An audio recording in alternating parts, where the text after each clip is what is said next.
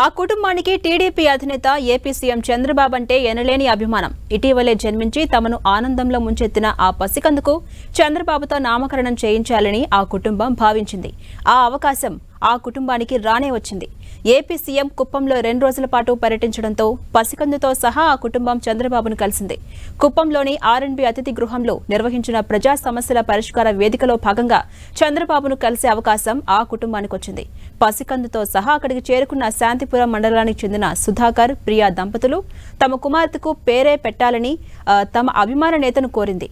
ముద్దులోలికే ఆ చిన్నారిని చేతుల్లోకి తీసుకున్న చంద్రబాబు ఆ పసికందుకు చరణి అని నామకరణం చేశారు.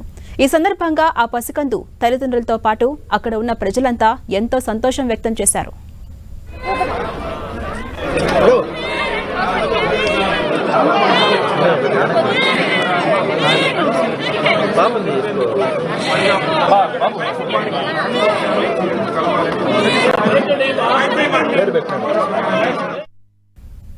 ఆ కుటుంబానికి టీడీపీ అధినేత ఏపీ సీఎం చంద్రబాబు అంటే ఎనలేని అభిమానం.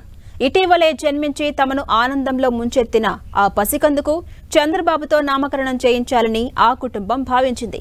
ఆ అవకాశం ఆ కుటుంబానికి రానే వచ్చింది.